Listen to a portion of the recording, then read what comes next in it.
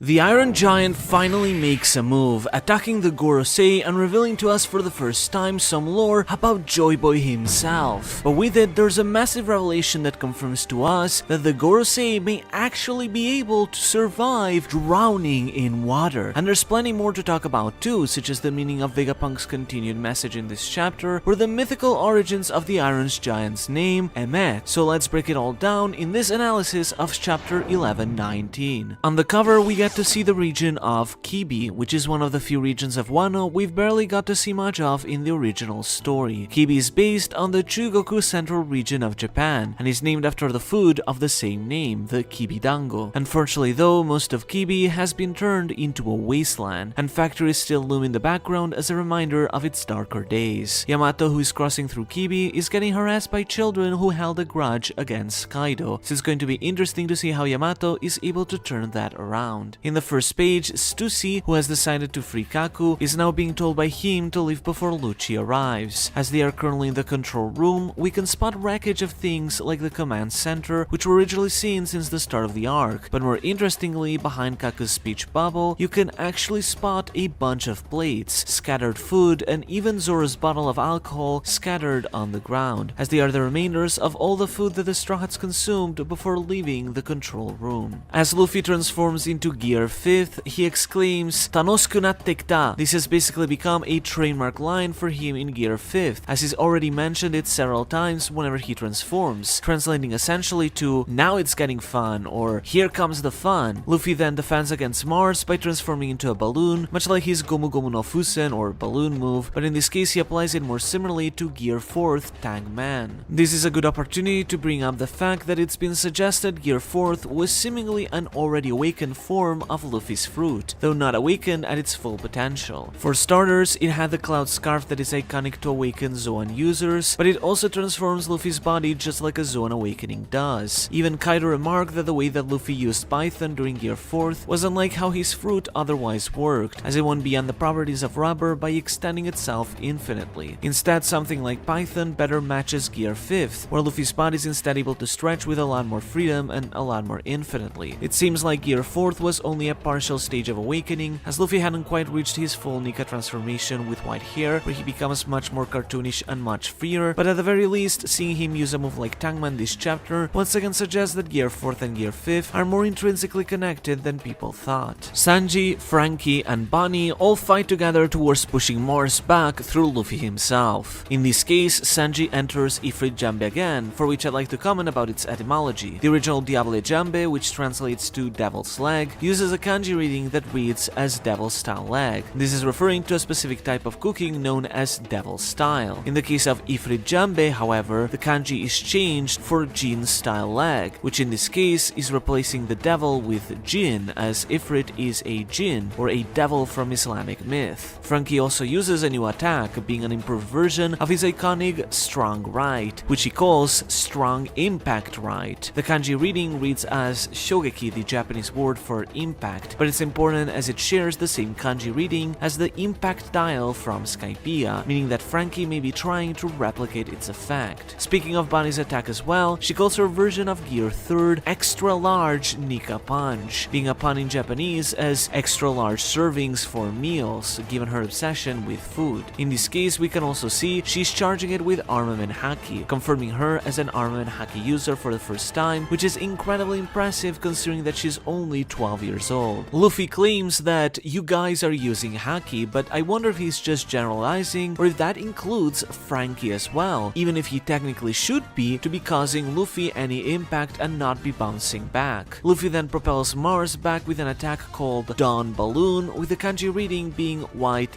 Fusen, or the Japanese word for balloon that he uses for his iconic basic version of the attack, Gomu Gomu no Fusen. Mars is then sent flying into the sky and literally becomes a twinkle in the stars, as if he was Team Rocket getting blasted off just like in a cartoon. As they prepare to escape, Atlas states that she must go and do something, given how York is still sinking with their brains. But while she doesn't specify what exactly that may be, this might simply be to check that the others are alright, flying towards the lab of Face in her jetpack to see how the situation is like. Still, this doesn't bode well, as it seems to indicate that only one punk may survive in the end, and at this rate, that may just be Lilith left. left. However, surprise, as the Iron Giant reaches the seafloor and stabilizes itself, the transmission Denden Mushi begins communicating again. With it, we get a few reactions across the world. First is Whole Cake Island in the middle of Sweet City, with the Whole Cake Chateau partially visible in the background. The screen itself is also made of candy canes. We see several Charlottes reacting, including of course Charlotte Katakuri, but also 32nd Son Charlotte Brownie, 60th Son and Minister of Gelato Charlotte Moscato,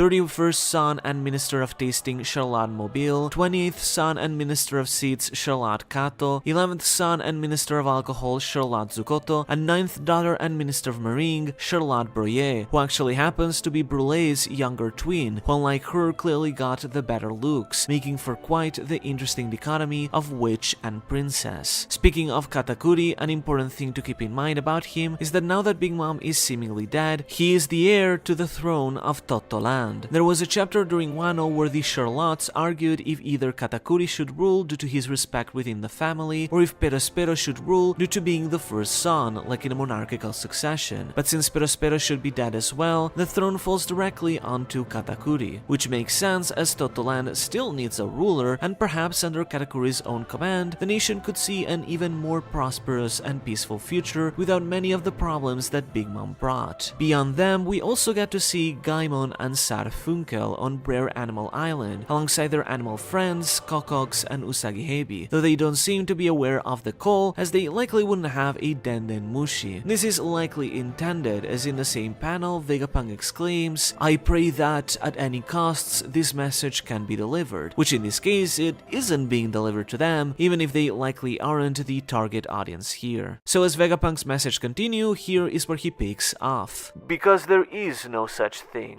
You could call it a will that has been continuously inherited. I pray that, at any costs, this message can be delivered to they who have been led around by that very reason." Obviously, this message is quite vague, as we do not quite possess the context of what he said beforehand. We don't know what he meant that there is no such thing, as it seems something separate from what he says later. However, he refers to inherited will, and that he hopes that whoever has been led by that reason, similarly that of inherited will be able to listen to this message. This seems to further reinforce what we talked about last chapter, that Vegapunk's message seems to refer to there being another Joy Boy or something like that, particularly as he appeared to refer to there being another someone in the D clan, and is seemingly referring to a new Joy Boy having appeared, which in this case has been the result of being led by this inherited will, which would line up with Vegapunk's message here, specifically referring to the will of D, and how that has influenced the new Joy Boy, Monkey D. Luffy. However, as our heroes attempt to escape, Jupiter throws a bunch of buildings and Cypher Pole members down like a fountain, continuing on from where we saw him previously sucking them up. This also means that the Seraphim might drop in the proximity with the Straw Hats, once again causing potential trouble if they are freed. Suddenly though, Workery jumps towards the ship and leaps into the ocean. You may not realize it, but this is in itself a massive plot twist, because here we have what is supposedly a devil fruit user willingly jumping into the water of the ocean itself. I obviously don't think that Workery is just tossing his life away just to be able to hit them, so why is he willing to jump into the water just to stop the ship? And really, the Gorosei seem to be able to regenerate endlessly, but can they survive drowning in this case, devil fruit or not? The thing is, we have to keep in mind that the Gorosei are not traditional devil fruit users. In fact, they don't seem to be fruit users at all, but devils of their own entirely, and we already know they kinda break the rules of devil fruits in several ways. So what if the Gorosei can even somehow survive and move in water itself? After all, it's been implied in so many ways that Imu may be the incarnation of the sea itself, the mother of nature, Umi, and it's also been implied that the Gorosei could be extensions of Imu's own powers. So if Imu is perhaps immune to water itself as part of his powers, then maybe the Gorosei are similarly also immune to drowning and are able to survive in the water. We can't say for sure, maybe Workery is capable of using Geppo or Moonwalk just like Nasujuro and would just hop back to land, or there is some other reasoning, but it just seems too otherwise reckless for Workery to be willing to jump into the sea, and it seems too clear of a hint by Oda to not mean anything. And if they really cannot be drowned, then truly the possibilities for killing them for good really do seem just about impossible. However, before Workery is able to smash the ship, from beneath it appears the Iron Giant to deliver a good punch, which actually shatters one of Workery's horns, though not like that will matter since it can regenerate it anyway. The Iron Giant likely got up by using the jetpack on its back. Since the Vega Force was modeled after the Iron Giant, it makes sense that it too can fly using the jetpack. In fact, we even saw it flying around underwater thanks to this jetpack, which is what Shaka assumed the original Iron Giant used to scale the Red Line to begin with. We are getting a veritable mecha versus kaiju fight in one piece, and Luffy is similarly fascinated by it. As the editor's note comments, romance is back on the road, referring to how seeing a giant robot fighting is any man's romance, or accurately translated, any man's dream. What is more interesting, however, is that the Iron Giant appears to have an inner dialogue as a memory. It exclaims, "Joy Boy." The interesting here is that Luffy seems to react to the Iron Giant. To be fair, he could be simply using his observation haki or future sight, but in this case, I wonder if Luffy could actually hear the giant's own voice calling out to him through the voice of all things, or if I am reading too much into this. But the Iron Giant follows this inner dialogue by recalling a memory with none other than Joy Boy, being the first time that we ever hear the voice of Joy Boy, and likely will in the anime some year and a half from now. Joy Boy simply tells the Iron Giant, "Ika emeto, izatte tokida." In the first half, we get an actual name for the Iron Giant, being Emmet. In Japanese, it's pronounced as Emeto, but it may be written as Emmet with an H, as that name bears particular importance. This is because in Hebrew myth, the word Emmet is the command word that was used to give life to golems, the large animated creatures of mythology, which are quite similar to the Iron Giant in design and general existence, as the Iron Giant was also likely created by man, just like a golem. The word Emet itself refers to in Hebrew as the universal truth, which makes one wonder about the truths that hide within Joy Boy's story and within the Iron Giant's memories itself. But in his second line, Joy Boy claims, "Izatte tokida," a line that the robot repeats, "Izatte tokida," which is a Japanese expression that refers to the hour of need, or the critical moment. So, in the hour of need, ...